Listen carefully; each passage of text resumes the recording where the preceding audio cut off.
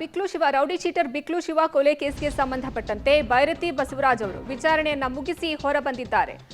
ಭೈರತಿ ಬಸವರಾಜ್ ವಿಚಾರಣೆ ಸದ್ಯ ಮುಕ್ತಾಯ ಆಗಿದೆ. ವಿಚಾರಣೆ ಮುಗಿಸಿ ಹೊರಬಂದ ಭೈರತಿ ಬಸವರಾಜ್ ಬಂಧನ ಭೀತಿಯಿಂದ ಸದ್ಯಕ್ಕೆ ಭೈರತಿ ಬಸವರಾಜ್ ಅವರು ಪಾರಾಗಿದ್ದಾರೆ. 3.5 ಗಂಟೆ ವಿಚಾರಣೆಯನ್ನ ಎದುರಿಸಿದ್ದಾರೆ ಭೈರತಿ ಬಸವರಾಜ್ ಅವರು. ಬಿಕ್ಲು ಶಿವ ಕೊಲೆ ಕೇಸ್ನಲ್ಲಿ ಪೊಲೀಸರಿಂದ ಭೈರತಿ ಬಸವರಾಜ್ ಅವರಿಗೆ ಕಂಟಿನ್ಯೂಸ್ ಆಗಿ 3 ಗಂಟೆಗಳ ಕಾಲ ಗ್ರಿಲ್ ಅನ್ನ ಮಾಡಲಾಯಿತು. ಭಾರತಿ ನಗರ ಪೊಲೀಸ್ ಠಾಣೆಗೆ ಹಾಜರಾಗಿದ್ದ ಭೈರತಿ ಬಸವರಾಜ್ ಮತ್ತೆ ಬುಧವಾರ ವಿಚಾರಣೆಗೆ ಬರುವಂತೆ ಸೂಚನೆಯನ್ನ ನೀಡಲಾಗಿದೆ. ಶಾಸಕ ಭೈರತಿ ಬಸವರಾಜ್ಗೆ ಸದ್ಯ ವಿಚಾರಣೆ ಮುಕ್ತಾಯ ಆಗಿದೆ.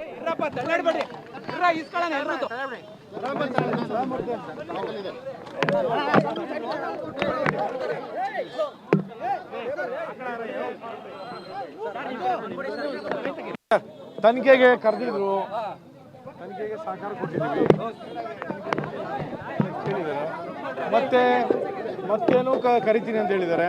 ಕರೆದಾಗ ಮತ್ತೆ ಬರ್ತೀವಿ, ಮತ್ತೆ ಕೂಡ ನಮ್ಮ ಸಹಕಾರನ ತನಿಖೆ ಕೊಡ್ತೀವಿ. ಅದೆಲ್ಲ ಕ್ವಶನ್ಸ್ ಎಲ್ಲ ಕೇಳಾಗತ್ತದ ನೋಡಿ.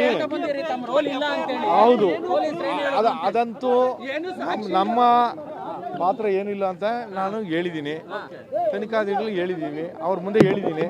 ಸೊ ಅದು ಇನ್ನೂ ನನಗೆ ಇನ್ನೂ ಒಂದು ಸರಿ ಬರಬೇಕು ಅಂತ ಹೇಳಿದ್ದಾರೆ. ಅದು ಅವತ್ತು ಕೂಡ 23ನೇ ತಾರೀಕು ಅಂತ ಹೇಳಿದ್ದಾರೆ, ಬುಧವಾರ. ಸೊ ಅವತ್ತು ಕೂಡ ಬರ್ತೇನೆ. ಬಂದು ಅವತ್ತು ಈಗ ಕೇಳ್ತೀವಿ, ಅವತ್ತು ಕೂಡ ನನ್ನ ಅನಿಸಿಕೆಗಳನ್ನ ಹೇಳ್ಬೇಕಾಗ್ತದೆ. ಸೊ ಅದನ್ನು ಹೇಳ್ತೀನಿ. ಜಗದೀಶ್ ಪರಿಚಯ ಇಲ್ಲ, ಏನೂ ಇಲ್ಲ. ಹಾಂ ಅಷ್ಟೇ. ಹೌದೌದು, ನೆಕ್ಸ್ಟ್ ಬುಧವಾರ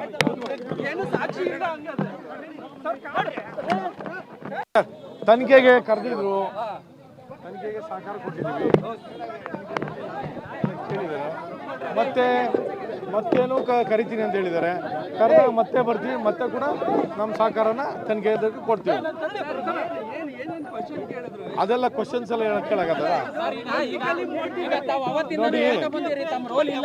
ಹೌದು, ಅದಂತೂ ನಮ್ಮ ಪಾತ್ರ ಏನಿಲ್ಲ ಅಂತ ನಾನು ಹೇಳಿದ್ದೀನಿ, ತನಿಖಾಧಿಕಾರಿಗಳು ಹೇಳಿದ್ದೀವಿ, ಅವ್ರ ಮುಂದೆ ಹೇಳಿದ್ದೀನಿ. ಸೊ ಅದು ಇನ್ನೂ ನನಗೆ ಇನ್ನೂ ಒಂದು ಸರಿ ಬರಬೇಕು ಅಂತ ಹೇಳಿದ್ದಾರೆ. ಅದು ಅವತ್ತು ಕೂಡ 23ನೇ ತಾರೀಕು ಅಂತ ಹೇಳಿದ್ದಾರೆ, ಬುಧವಾರ. ಸೊ ಅವತ್ತು ಕೂಡ ಬರ್ತೇನೆ. ಬಂದು ಅವತ್ತು ಈಗ ಕೇಳ್ತೀವಿ, ಅವತ್ತು ಕೂಡ ನನ್ನ ಅನಿಸಿಕೆಗಳನ್ನ ಹೇಳ್ಬೇಕಾಗ್ತದೆ. ಸೊ ಅದನ್ನು ಹೇಳ್ತೀನಿ.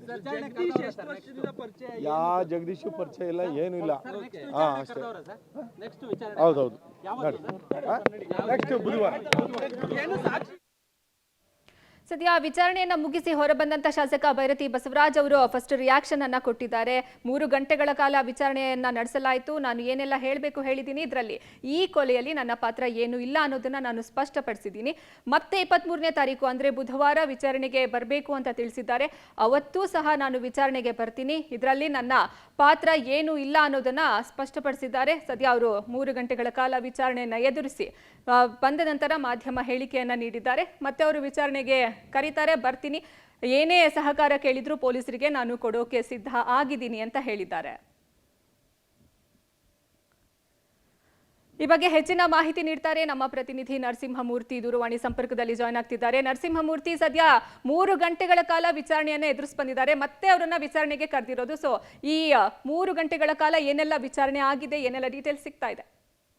ಇವತ್ತು ಮಧ್ಯಾಹ್ನ 2:30 ಸುಮಾರಿಗೆ ಕೇರ್ಪುರಂ MLA ಭೈರತಿ ಬಸವರಾಜ್ ಭಾರತೀಯ ನಗರ ಪೊಲೀಸ್ ಸಂಬಂಧ ವಿಚಾರಣೆಗೆ ಹಾಜರಾಗಿದ್ರು. ಬಿಕ್ಲು ಶಿವ ಕೊಲೆ ಪ್ರಕರಣ ಸಂಬಂಧ FIR ನಲ್ಲಿ ಅವರು AFI ಆರೋಪಿಯಾಗಿದ್ದಂತಹ ಹಿನ್ನೆಲೆಯಲ್ಲಿ ಪೊಲೀಸರು ನೋಟಿಸ್ ಅನ್ನ ಕೊಟ್ಟಿದ್ರು.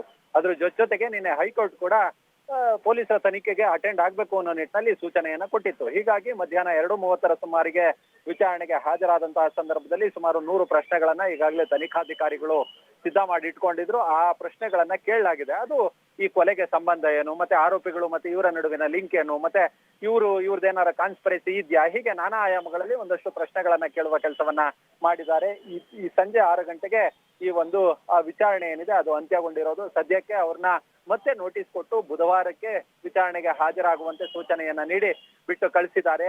ಅಲ್ಲಿಗೆ ಎಲ್ಲೋ ಒಂದ್ ಕಡೆ ಸಿಟ್ಟೋದಣೆಯಿಂದ ಇದೀಗ ಭೈರತಿ ಬಸವರಾಜ್ ಪಾರಾಗಿದ್ದಾರೆ ಅಂತಾನೆ ಹೇಳಬಹುದು. ಯಾಕಂತ ಹೇಳಿದ್ರೆ ಹೈಕೋರ್ಟ್ ಕೂಡ ಸೂಚನೆಯನ್ನ ಕೊಟ್ಟಿದ್ದಂತಹ ಹಿನ್ನೆಲೆಯಲ್ಲಿ ಇದೀಗ ಅವರು ಠಾಣೆಯಿಂದ ಹೊರಬಂದಿದ್ದಾರೆ. ಠಾಣೆಯಿಂದ ಹೊರಬಂದು ಮತ್ತೆ ಬುಧವಾರಕ್ಕೆ ವಿಚಾರಣೆಗೆ ಹಾಜರಾಗ್ತೀನಿ. ಪೊಲೀಸರು ಕೇಳಿದಂತಹ ಪ್ರಶ್ನೆಗಳಿಗೆ ಉತ್ತರವನ್ನ ಕೊಟ್ಟಿದ್ದೀನಿ. ಕೊಲೆಗೂ ನನಗೆ ಸಂಬಂಧವಿಲ್ಲ. ಅದ್ರ ಜೊತೆಗೆ ಜಗ್ಗ ಯಾರು A1 ಆರೋಪಿ ಇದ್ದಾನೆ ಆತನಿಗೂ ನನಗೂ ಯಾವುದೇ ಸಂಬಂಧವಿಲ್ಲ. ಆತ ಯಾರು ಗೊತ್ತೇ ಇಲ್ಲ ಅನ್ನೋ ಮಟ್ಟಿಗೆ MLA ಹೇಳಿರೋದು.